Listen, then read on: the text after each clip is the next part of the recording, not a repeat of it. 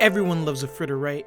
This shrimp and veggie fritter from the Philippines, known as Ukoy, is served with a spicy vinegar-based dipping sauce, and it's amazing! And aside from probably the dexterity it would take to cut these veggies nice and thin, with a little bit of confidence, you'll realize how easy it is to make too.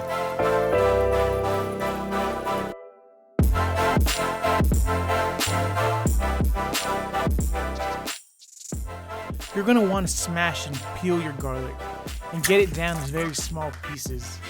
This is pretty easy after you get some practice done, but I'm not very precise. I just kind of rock my knife around the board until I'm satisfied with the sizes.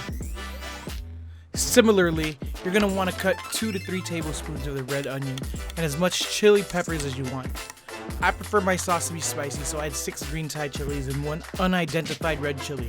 Add 1/3 cup of vinegar, 5 tablespoons of fish sauce, and soy sauce to your taste, and set aside.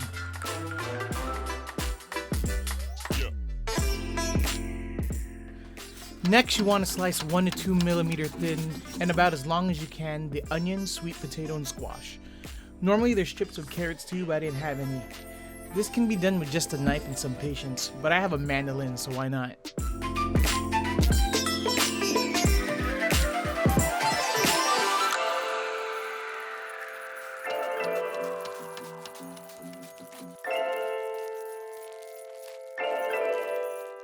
Next, you'll want to heavily salt the mixture of veggies you just cut.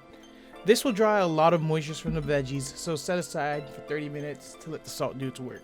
Prepare the binder of our fritter. Just add about 1.5 cups of cornstarch and enough ice water to make a medium thick batter. I prefer less doughy Ukoy, so I run a bit more thin than thick.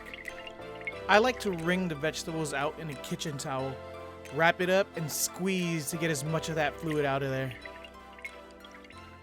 Add the chives and shrimp, in this case this is about a pound of shrimp, and the batter, and then toss to combine. If you think the batter isn't coating to your liking, add more cornstarch, and if it's too thick, add a little bit of more water. Experiment until you find something you like.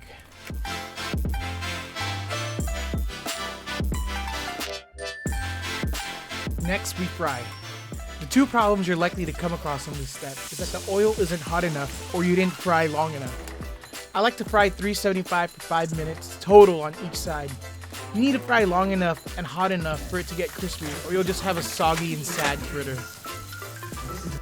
Well, I hope this gives you the confidence to make Ukoy at home, so please hit a like if you enjoyed the video, and please consider subscribing if you want to see more content like this. This has not been a good morning for you.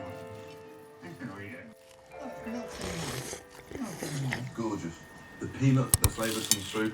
And now to the gingerbread.